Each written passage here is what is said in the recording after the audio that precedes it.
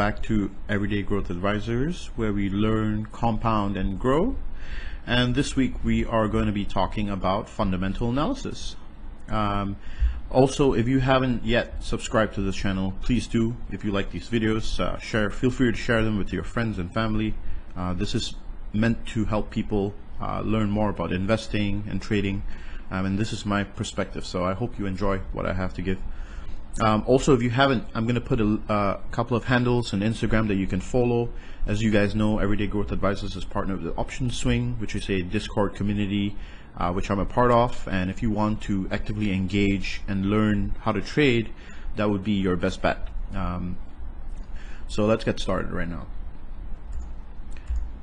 So what are important metrics for fundamental analysis? And we all know fundamental analysis. If you're a finance major, you would know this is the bread and butter on how to value a company. You need increasing revenues, you need operational cash flows increasing, right? You need a stable return on equity. And what are these things? So this is the amount of money that a company brings in per month, per year, doesn't matter. It shows up on your income statement. And your increasing operational cash flows is how much cash your business generates from operations only during this term period. And this comes from your statement of cash flows. And then your return on equity is going to be how much value is generated for shareholders. So people like you and me who are active investors, we want to put our money down and gain a return on it. So a company that is successful would have a good stable return on equity. And this is important because then only will shareholders want to hold its stock, right? Makes sense. If a company is making a loss and doesn't return you any money, you don't want to hold that company, right? And the other thing would be to have conservative debt, right? You don't want to hold a company that's having a lot of debt, because that means that it's not being responsible with the way that it generates its cash or does its business. And the lower the debt, it doesn't mean that it's necessarily better. A company should have some debt. A little amount of debt is healthy. It also kind of depends on what kind of debt. So we can get on debt later, but that's just a basic idea. And then the economic moat. This is essentially what is the value proposition, or what does the company do that disallows competitors from coming in. A moat is like when you have a castle, forgive my drawing, and it prevents people from coming in. This is the water around the castle that's on a piece of land. This is the water, right? Sorry, I'm completely murdering this. But what disallows people from getting into the castle, right? What is the moat? And we know that companies in today's context are successful because they have a very good economic moat. So you need to know what this is in order to determine if your company is successful. And then also what is the management style like of the business, right? Are the CEO doing a good job? Is the CFO doing a good job? Those are all things you have to definitely know. Okay, so I thought that I would take this time to do a fundamental analysis on a very interesting earnings report that just passed. Can you guess which one it was? Drum roll. It was Facebook. So we're going to do a live fundamental analysis of Facebook, and I'm going to show you how I do mine. This does not mean that mine is the only or the best way. I'm just showing you the way that I do mine, and I think it's more than sufficient for trading and for being an investor. And these are the steps that you're going to be taking to do them. So let's go through them, and I will guide you step by step. All right, so just to go through the Facebook earnings release really quickly. Facebook dipped on guidance for decelerating growth in Q1 of 2020. So the reason for the guidance decelerating to mid-single digits versus Q4 was partly due to the maturity of the business and increasing impact from global privacy regulation and other ad targeting related headwinds. So they're facing issues with regulatory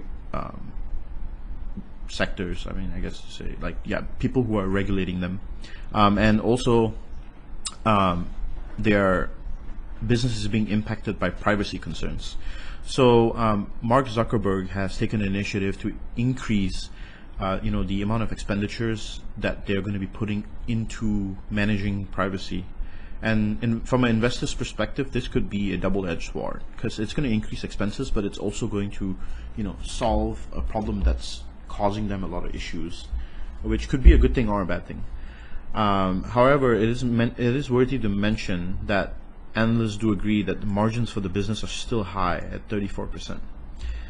So if you want to look at the earnings report, there is one on the Facebook investors. If you go to Facebook Investor Relations and you search that on Google, you'll come to this page, go to financials, click on quarterly earnings, and then click on this earnings slide, and you will come here. Going through this really quickly, you can see that Facebook's earnings was actually not that bad. Facebook's daily active users are still increasing, with the most growth coming from Asia Pacific and the rest of the world. The US and Canada and Europe are almost at full saturation, not growing much. The same story with MAUs, which is monthly active users, and the revenue per user is still on an upward trajectory, which is a good thing, and this is across the board for all segments of the world. Daily active people, not that important. Monthly active people, neither. Revenues per person in a family is increasing. That's nice. That is still a good sign. And overall revenue for the business is increasing, which is, this is what we really want, right? We want to make sure that this is increasing, because if this is not increasing, then the business is not going to be able to churn profits. And then also we have revenue by geography. If you want to look at which segments are doing the most revenue for them, this is the breakdown. And let's see, the other things that are important here are going to be expenses, which have actually decreased this quarter. So this is a good sign. However, I think Facebook guided down because they expect expenses to increase in the future. So that's one thing to note. Income from operations still high, which is good.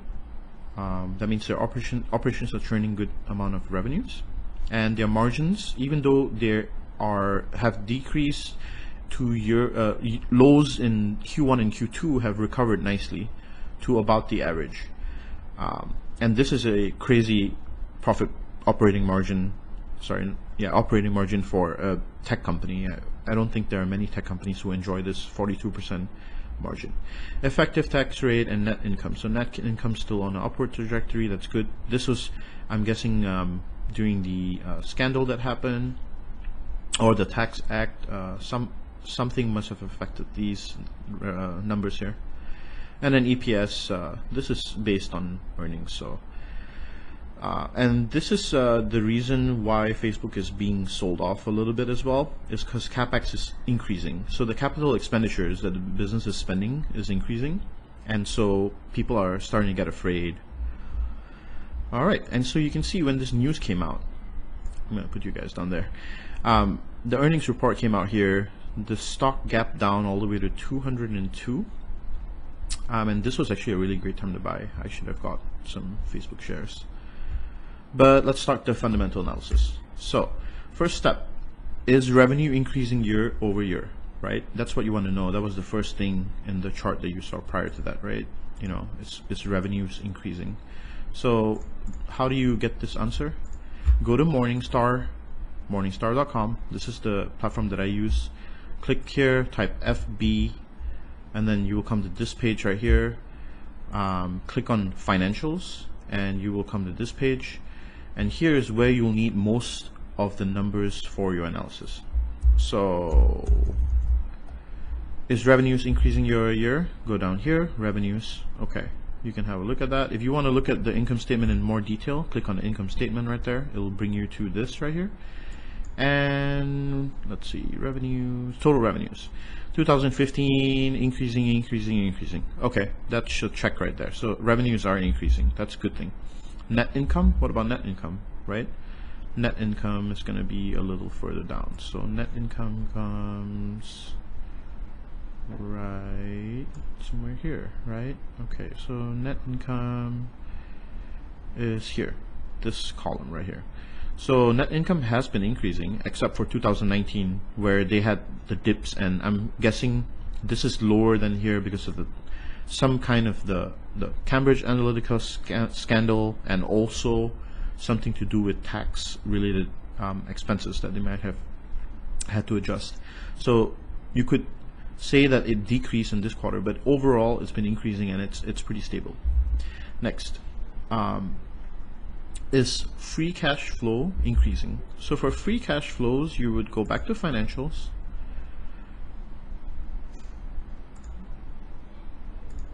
and back to summary view, go down here, and you'll see cash flow, because cash flows don't appear on the income statement.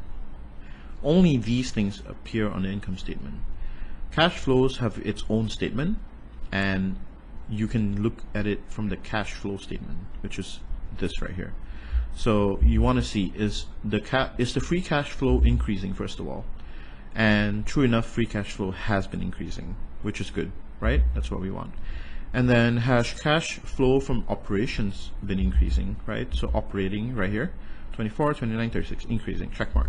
Great. So far, we've covered all these, and it's looking good, right?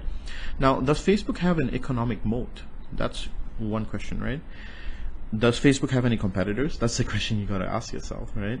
I personally don't think Facebook has any competitors. I think if you want to look at a competitor analysis, what you can do is go look at, let's see here. I pulled up the comparable companies in its sector, and these are its competitors. Facebook's in the same group as Microsoft. Not really that similar. This company does a very different business. Twitter, which is communications, but Facebook definitely blows them out of the water. Weibo is a Chinese software. This is in China. Alphabet, Google's revenues are driven by completely different things. And then there's Meet Group, which, you know, I don't think is a very fierce competitor. So does Facebook have a very fierce competitor? Is there another big Facebook? No. So we definitely passed that step, right? It does have an economic moat. Nobody can get into this industry because Facebook is the leader. There is no one who can join this industry tomorrow and take over leadership from Facebook. So I think that they have a good economic moat. Now, what about debt, right? What is the debt to equity like, and what is the debt servicing like? So how do they service their debt, right? And this is important, okay? I think this is probably one of the most important things. So looking at its financial health, right? You can see the debt to equity ratio is 0.11, so it's less than 1, which means to say it has less debt over equity. Okay, so it's looking very healthy for shareholders. And the interest coverage is 1,241. So, which means to say that it has a lot of money to cover its interest expenses. So if the number is more than 1, which means, you know, it has more on the numerator to cover its interest expense, which would be the denominator. And then the current ratio is simply going to be the assets over liability, which is more than 1, which is good. You want it to be more than 1, and this is 4, so very healthy. And the quick ratio is similar to the current ratio, but except for this is not the total assets, this is the immediately liquefiable assets. So like it's called quick because that's the assets that can be liquidated immediately, the most liquid assets that can be liquidated. And so the quick ratio would be a little less because there will be less liquid assets that can be immediately sold for cash in a company, right? But it's still really high. This is very high for a normal company, okay? The growth rate is 36%, and operating income is 24%. Net income is 20%, which is really good. And then you can honestly ignore these. The price to earnings ratio is an important significator as well, but let's not get into that for our evaluation today. So next, how much debt does Facebook have, right? So let's look at its total debt. So its total debt is now 11 billion. It had no debt in 2017, and then in 2018 it took on some debt, and now it has 11 billion. So but as we analyzed, its debt to equity ratio is still less than 1, which is, it's really low, which is really good. And how is Facebook's return on equity, right? So the ROE is 19.96%, and if you want to confirm, I did some due diligence here. So looking at here, so you can pull up, and this is the platform I like to use. I like to use NYU Stern to look at, you know, what is the average ROE by sector. And Facebook sits in this sector called software entertainment, and the average return in that sector for ROE is 19% for unadjusted and 14% for adjusted for research and development. So the average is 14% or 18%, and Facebook's ROE is way higher than that, right? It's 19, so that's really good. And then let's see, intrinsic value. So this is probably gonna take another part of this video, so stay tuned and click on part 2.